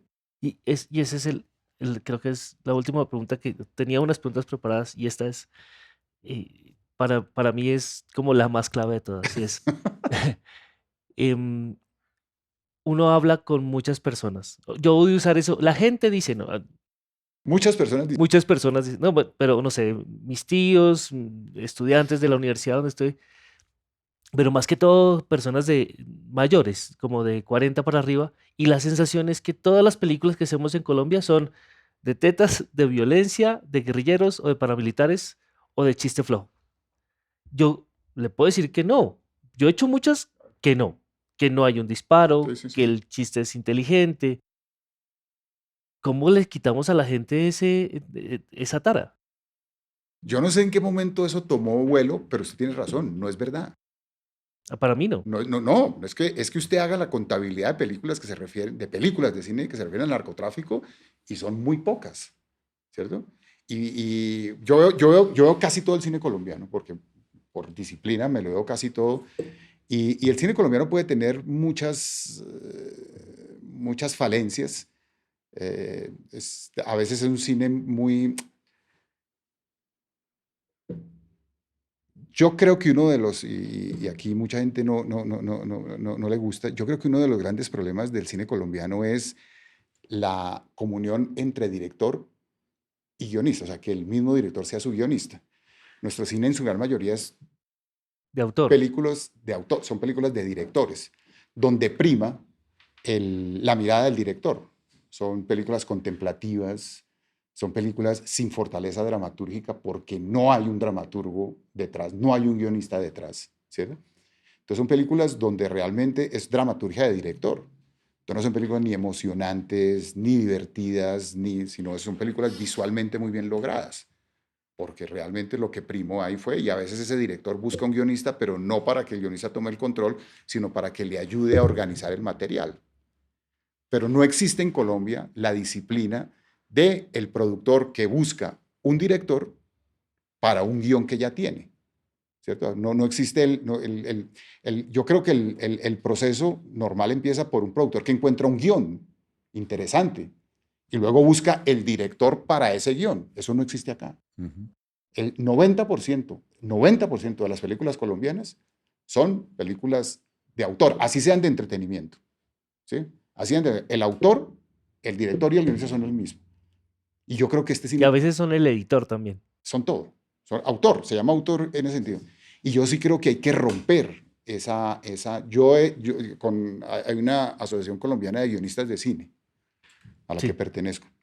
Y siempre hemos tratado de crear en el FDC, y no nos han hecho caso, una categoría donde realmente se premia a un productor que escoge un guión de los guiones que han ganado el FDC, no se producen. No se producen, ¿No? ¿no? Se quedan en Se guiones. quedan se quedan en guiones en una gaveta. O si se producen, no llegan a postproducción nunca. No, sí. En cambio, las películas que ganan el FDC son películas en las cuales el director y el guionista son el mismo, en su gran mayoría. Ok. Entonces nosotros siempre hemos peleado porque haya una categoría en la cual a un productor se le premie por escoger un guión y buscar el director para ese guión. Porque es que la habilidad del dramaturgo es diferente a la habilidad del director. Mm. Y las películas nuestras, siento yo, tienen muchas falencias narrativas porque no se hacen sobre guiones escritos por guionistas. ¿Sí? Entonces, la forma de romper ese Mito. mito es haciendo películas exitosas que le apunten a otra cosa, porque claro, La gente se queda con las películas de Víctor Gaviria porque han sido películas muy exitosas, no solamente en festivales, sino en taquilla, ¿cierto? Entonces, claro, sí. O con las películas de los paseos que serán de la categoría de chistes flojos, ¿cierto? Pero han sido películas visibles. La única forma es tratar de hacer otras películas, porque entre el cine de autor y el cine de entretenimiento puro y duro hay una cantidad de grises. Y siempre que se hace una película en esos grises ha funcionado. Claro, Es que las que estamos porque mencionando aquí son películas, son thrillers, son películas infantiles, hasta una película de desastre que hicieron sobre Armero funcionó súper bien. El Páramo es una película de suspenso y funcionó súper bien. Yo no sé por qué los cineastas nuestros no ensayan más grises de esos que históricamente han funcionado. porque también hay una sensación en muchas personas, al menos que yo conozco, y es, claro, ¿usted quién trabaja? No, yo hago sonido para películas. Ay, pues que las películas colombianas suenan tan mal y yo, Eso pero tampoco es sí, verdad. no es verdad porque existimos un grupo de personas que nos hemos dedicado a No, aprender a hacerlo lo mejor posible. Yo hermano, ahí, perdón, le echo un poquito la culpa a Gaviria porque como todo el mundo vio las películas de no, Gaviria y suenan tan mal y se ven tan mal, perdónenme, mm, que yo creo que todo el mundo no, piensa no que se ven todas tan son mal. así. Bueno, Son películas que se envían. No, es verdad. Mire, Colombia hoy en día exporta sonidistas y fotógrafos. Consiga usted un ah, berraco sonidista hoy para una película, que está trabajando en Argentina, que está trabajando en Estados Unidos, que está trabajando. Nuestros sonidistas y nuestros fotógrafos se Este volvieron. cada rato se a mí me deja tirar el podcast a hacer pues películas. yo trabajo en postproducción, pero a mí me contratan mucho No, para eso. o sea, el nivel que hay de diseño de sonido y de fotografía en Colombia es altísimo. Ahora, la gente se quedó con unos discursos, porque la gente realmente le aseguro que esa gente no va a ver cine colombiano. Y escuchó, claro, Es que dicen, es que todas son iguales. y es mentira. Es mentira. Sí. Que se oyen mal, es mentira. Que se ven mal, es mentira. Que todas son de narcotráfico y violencia, es mentira.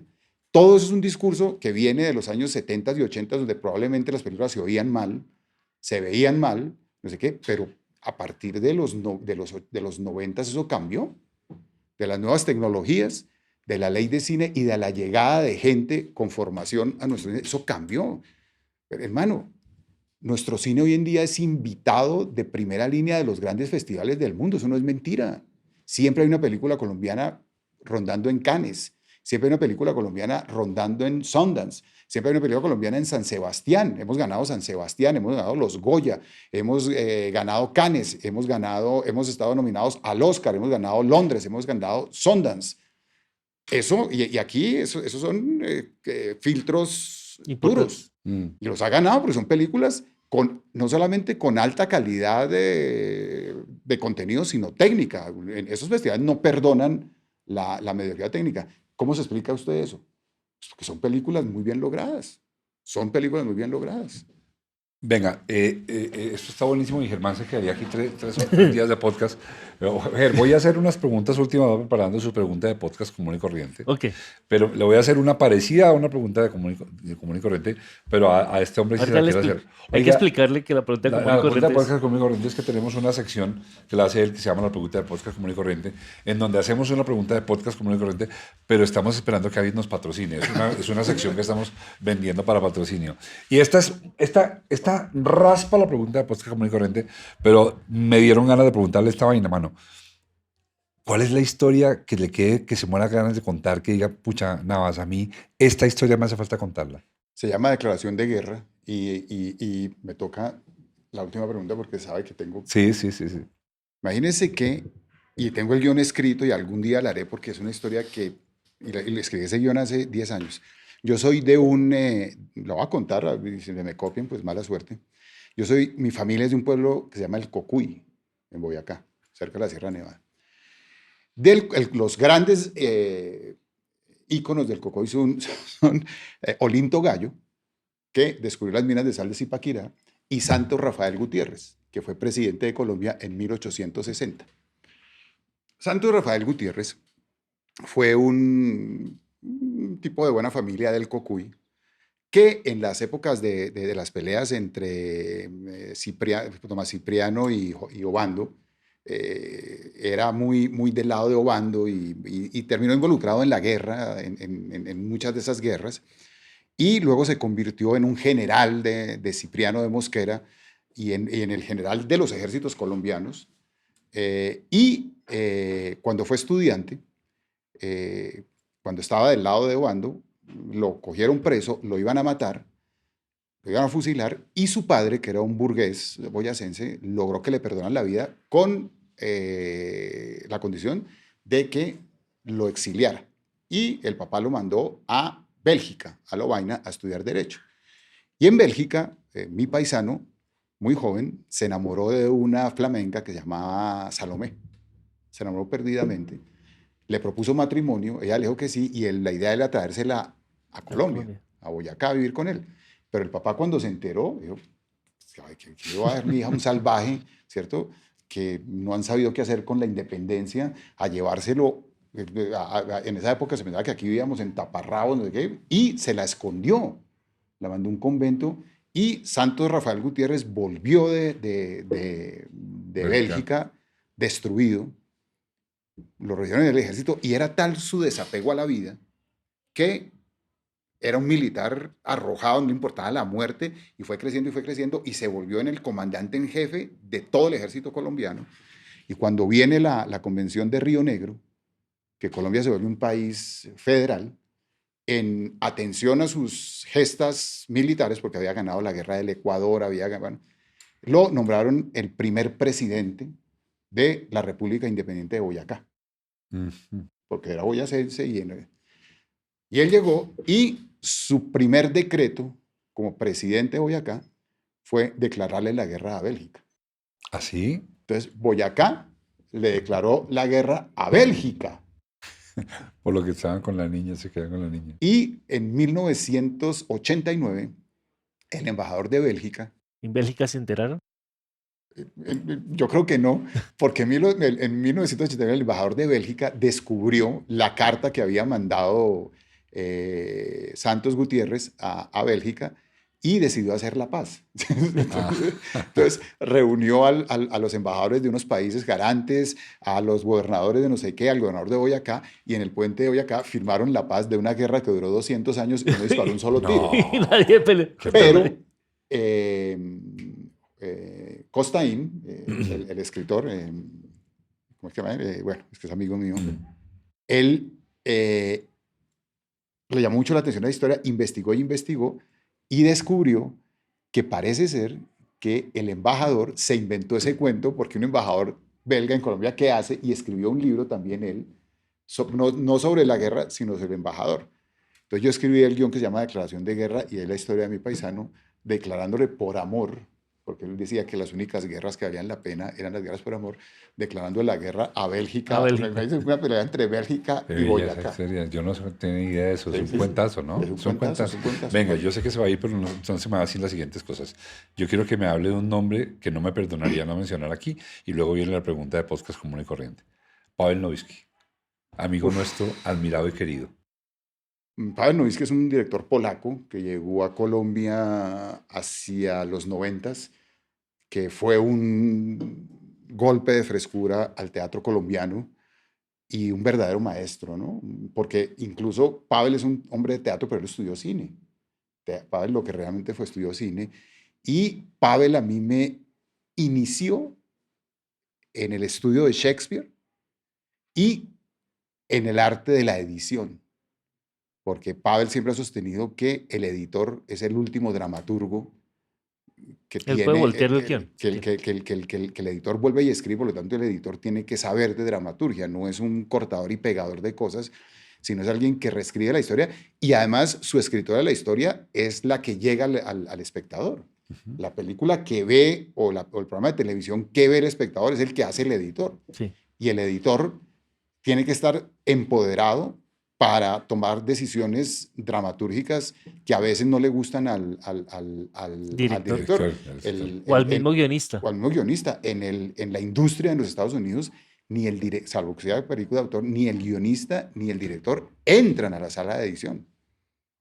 Porque es una presencia que puede dañar el proceso. Y Pavel un poco a mucha gente nos demostró eso que no sabíamos, porque aquí un poco la edición era pegar lo que hacía el director.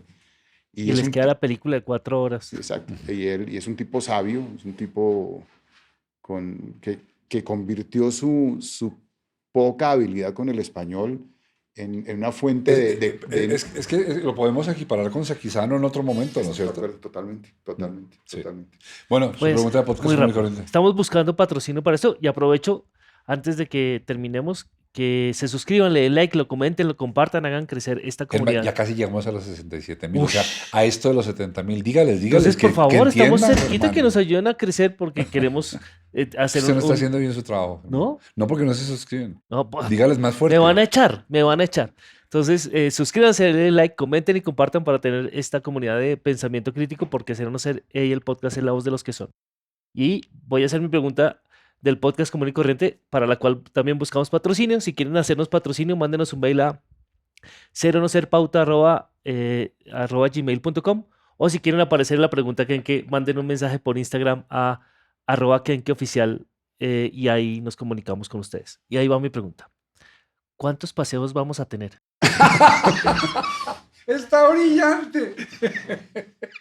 No sé, pero por lo menos 10. Por lo menos. Por lo menos 10, porque ya tengo las historias del 8, 9 y 10. Entonces, por lo menos 10, pero no sé, 25 no estaría mal, ¿no? Va a Bueno, ser- antes de que nos vayamos, yo he mezclado un par de películas suyas. ¿Cuál es? Reggae Chicken Ok. y de una vieja que traía a Colombia. El país más feliz del mundo. el- o- Mi gente linda, mi gente mi gente bella. linda, mi gente bella. Sí, ¿Ah, sí? Qué bien. porque Reggae Chicken es la única película animada que he hecho. sí. Bueno, Ger, voy a hacer el cierre de una vez. Va, pero ya que Dago está acá, y este cierre lo dejamos ya esto, el cierre. Y es que, mano, me quiero despedir de usted aquí de frente. Generalmente el cierre lo hacemos en un momento después. Porque quiero decir públicamente primero que le estoy muy agradecido no solamente por venir, esa es esta pequeñita, por la cantidad de aprecio que me ha manifestado toda la vida. Usted ha sido muy generoso conmigo en eso. Y agradezco mucho a la vida haber podido madurar y podernos sentar y poder conversar sin necesidad de pelear. No sabe cómo lo aprecio, y espero que de aquí en adelante haya muchas más de estas. Y usted sabe que el sentimiento es mutuo, y es mutuo hace ya buenos años. Gracias, Muchas gracias a doctor. ustedes. Antes de despedirnos del todo, nos interesa que sepas cuál es el equipo que trabaja en este podcast. En la presentación y dirección está Mauricio Navastalero. En la producción de audio y locución, Germán Daniel León. Producción general, Evelyn Tamayo. Realizador audiovisual, Wilbaro Valle. Edición de audio, Gabriel Gutiérrez. Diseño de logo, Germán Daniel León III. Postproducción de video, Karen Milena Kikasaki. Gestión digital en YouTube, Fernando Navas Civic. Arte visual, promos digitales, Manuela Puentes. Diseño gráfico de redes, Diego Guío Martínez. Música por el maestro Camilo Correal. Este es un contenido de Valencia Producciones. Si te gustó este podcast, danos like y suscríbete. Así te enterarás de los siguientes episodios. Y si no te gustó, mándaselo a tus enemigos. Igual nos sirve que nos escuchen. Muchas gracias. Chao. Este podcast se puede ver también en YouTube. Se puede escuchar por Spotify y todas las plataformas de podcast que existen y que lleguen a existir.